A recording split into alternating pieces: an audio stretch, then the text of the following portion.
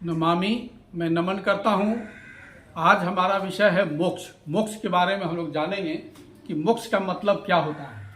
तो मोक्ष संस्कृत शब्द है और हिंदी में भी मोक्ष कहते हैं, जिसको जनमानस में जो मोक्ष का अर्थ लिया जाता है वह लिया जाता है आत्मा परमात्मा के मिलन को मोक्ष कहा जाता है।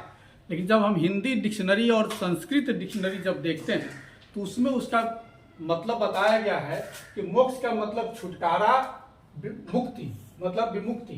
किससे छुटकारा? पाप कर्मों से छुटकारा को मोक्ष कहा गया है। पाप कर्मों से मुक्ति को मोक्ष कहा गया है। जब इसे हम बुद्ध साहित्य में देखते हैं, पाली साहित्य में देखते हैं, तो वहां मोक्ष जो है मुख लिखाता है, मुख। और मोक्ष जो लिखाता है वहां इस सेंस में लिखाता है, मुख के सेंस में। मुख मतलब इसका आधार है, प्रमुख है, जो भी है मुख ही है। तो उस वहां मोक्ष शब्द यूज हुआ है। और उससे हम देखेंगे जब त्रिरत्न वंदना में, तो वहां लिखा मिलता है अठंगिको अरिया पथो जनानन मोक्ष पवेशो उजको व बगलो। देखिए, त्रिरत्न वंदना में धम्म का वंदना किया जा रहा है। धम्म का मतलब वहां बताया जा रहा है कि वह क्या है, अठंगिको है, 8 अंगों वाला है। और क्या है, आर्य पथो मतलब जो बुद्ध का जो मार्ग है। आर्य पथो मतलब आर्य मतलब बुद्ध का जो मार्ग है जिस पर लोग चलते हैं, वह क्या कर होता है, वह मोक्ष के प्रवेश का है। मोक्ष मतलब मोक्ष के प्रवेश का है। और वह मार्ग क्या है, सीधा है। मुझको वह मको मतलब मार्ग है, मुझको मतलब सीधा। वह मार्ग सीधा है। वह ऐसा मार्ग है, बुद्ध का जो धम्म बताया गया है, उन्होंने जो उपदेश दिया है, वह पाप कर्मों से मुक्ति का मार्ग है। और इसे ही जब हम आगे देखते हैं, जब विनय पिटक में देखते हैं, वहां शब्द यूज हुआ है पातिमोक्ष। पातिमोक्ष हुआ क्या करता था कि भिक्षु भिक्षुनी बैठा करते थे और जो भी उनको विनय पालन करना है, शील पालन करना है, उस पर वो विचार करते थे और अपने आप को देखते थे कि हम में कौन सा शील का पालन नहीं हुआ, हमसे कौन त्रुटि हुई है। और उस समय वह संकल्प लेते थे कि भविष्य में हमसे यह त्रुटि नहीं होगी, इसमें कोई गलती नहीं होगी।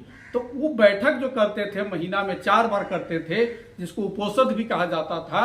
उस बैठक में जो भिक्षु भिक्षुनी पाठ किया करते थे, जिसके बारे में चर्चा किया करते थे, उसे कहा गया है पातिमोक्ष। पातिमोक्ष। और वहां जो पातिमोक्ष है, इसको कभी कभी पाति को पाति भी लिखा जाता है। और यह पाति का हिंदी जब देखेंगे तो उसमें लिखा जाता है प्रति। कहीं कहीं पाति को प्रति भी कहा गया है। और यही प्रति का मतलब हो गया प्रत्येक। प्रत्येक का मतलब ईच, मतलब प्रत्येक लोग, प्रत्येक आदमी, प्रत्येक भिक्षु भिक्षुनी या जो भी होंगे, वो क्या करेंगे कि विनय का पालन करेंगे, शील का पालन करेंगे।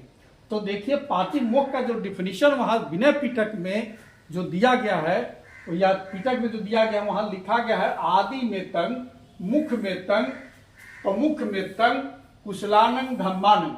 मतलब यह पातिमोक्ष या पातिमोक्ष क्या है, आदि है, शुरू है, मुख है मतलब इसका आधार है, प्रमुख है, मेन जिसको कहते हैं प्रमुख है, और इसका आधार है कुशल धर्मों का आधार है। हम कुशल धर्मों के पालन करने के लिए जो काम करते हैं, जो शील का पालन करते हैं, मतलब शिक्षा पद का जो पालन करते हैं शील का, उसे ही पातिमोक्ष कहा गया है। संक्षेप में यह हम कह सकते हैं कि मोक्ष या मुख और कुछ नहीं है, बल्कि यह निर्वाण पाने का या निर्वाण पद, दुख चक्र से मुक्त होने का जो मुख है, मतलब जो रास्ता है, वही मोक्ष है। साधु साधु साधु।